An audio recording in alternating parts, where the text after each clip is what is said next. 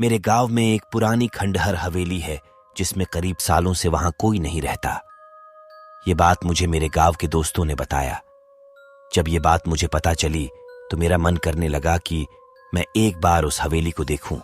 मुझे ऐसी जगहों पर जाना, उनके बारे में जानने में बहुत दिलचस्पी होती है।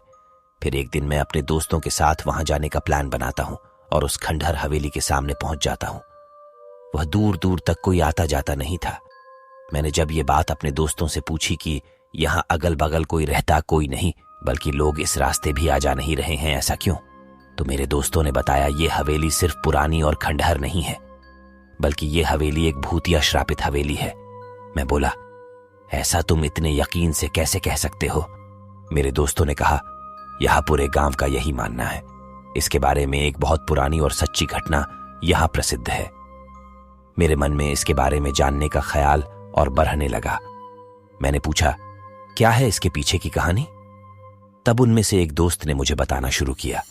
आज से करीब 76 साल पहले इस हवेली के मालिक बहुत बड़े अढ़े जमींदार हुआ करते थे। उनकी एक पत्नी भी थी जो बहुत सुंदर थी। उनका नाम सुलेखा था।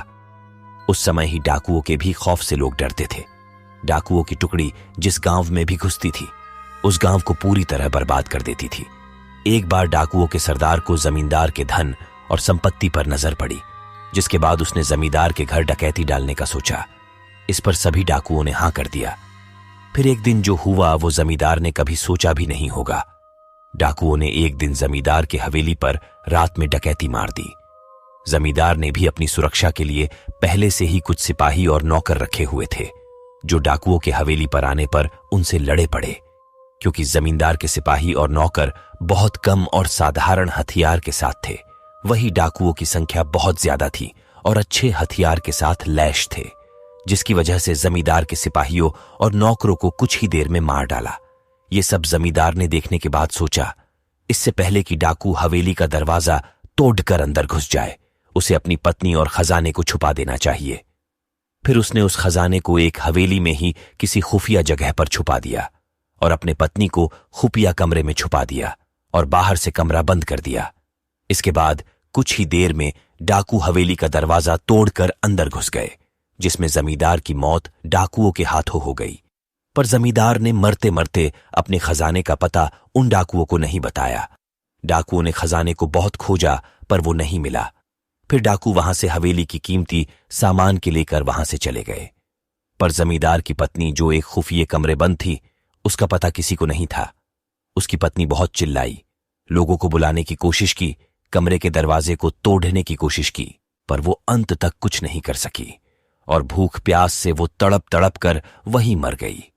उसके मरने के बाद उसके लाश की बदबू से लोग हवेली में गए और उस कमरे को तोड़कर उसके लाश को वहां से निकालकर उसका अंतिम संस्कार किया। कहा जाता है कि आज भी वो अपने पति का इंतजार उस कमरे करती है। उसका पति कभी तो आएगा और उसे उस कमरे से आजाद करेगा, और आज भी उसे उसके हवेली में घुसपैठिए या उसके बिना इजाजत के अंदर आने वालों को सजा देती है। मैंने अपने दोस्तों ये कहानी सुनकर उन पर विश्वास नहीं किया। मैंने पूछा, क्या यार, तुम लोग भी ना कब की बात आज तक लेकर बैठे हो? इसका कोई सबूत है तुम लोगों के पास?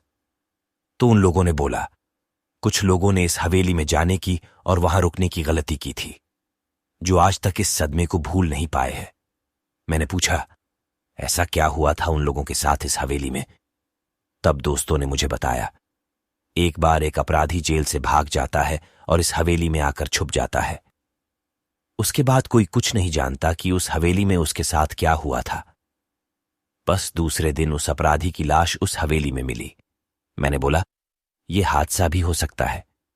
तो उन लोगों ने कहा, एक बार एक चरवाहा उस हवेली में एक रात रुकने के लिए रुक जाता है, जो सुबह जिंदा उस हवेली से तो बाहर आ जाता है, पर अपना मानसिक संतुलन खो देता है।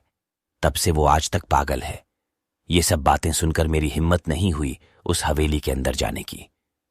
इसीलिए हम लोग वहां से घर चले गए और दोबारा फिर मैं कभी उस हवेली को देखने नहीं गया।